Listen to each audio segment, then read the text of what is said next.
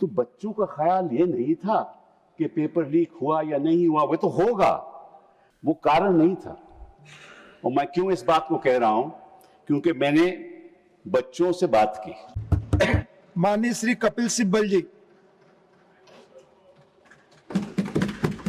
Giving me this opportunity to participate in this debate. अब सदन में जो भी यहाँ बैठा है,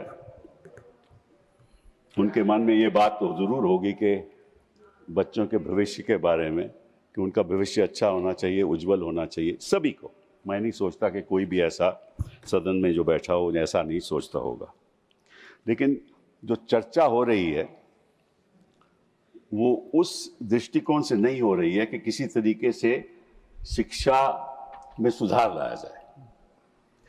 और हो क्या रहा है कि अगर आप बच्चों की बात नहीं सुनोगे और तवज्जो नहीं दोगे तो निश्चित रूप से आप गलत रास्ते पे चल पड़ोगे। जो बच्चे यहाँ जंतर मंतर में थे, वो जो नीट पेपर लीक है वो तो एक इग्नाइटिंग फैक्टर था, वो कारण नहीं था। और मैं क्यों इस बात को कह रहा हूं, क्योंकि मैंने बच्चों से बात की। मैं उनका नाम नहीं लेना चाहता तो वो टारगेट हो जाएंगे।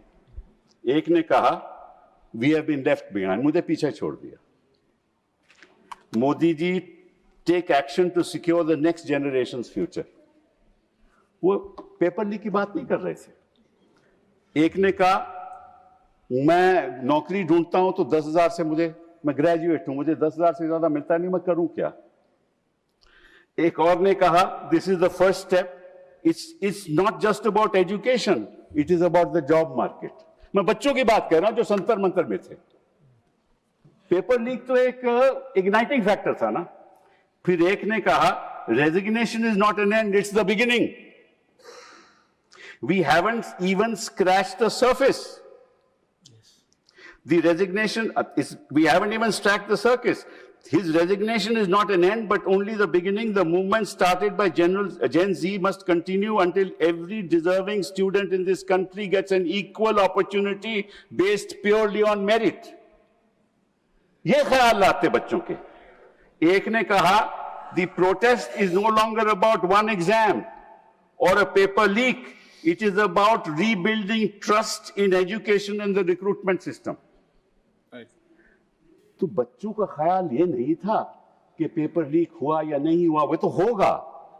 ये जो विधायक लाए हो ना, इसकी असम्पशन ही है कि पेपर लीक होगा। यस।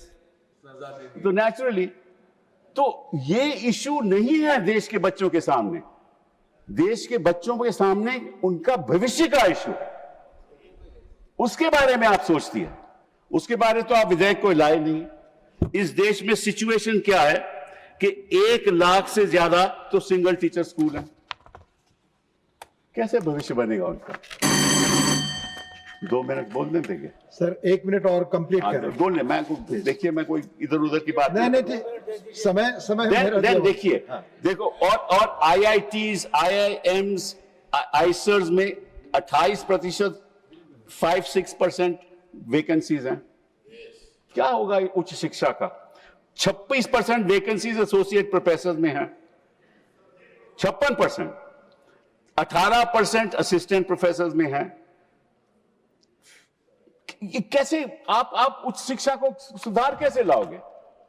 इस पर प्रभाव तो बच्चों पे पड़ता है ना।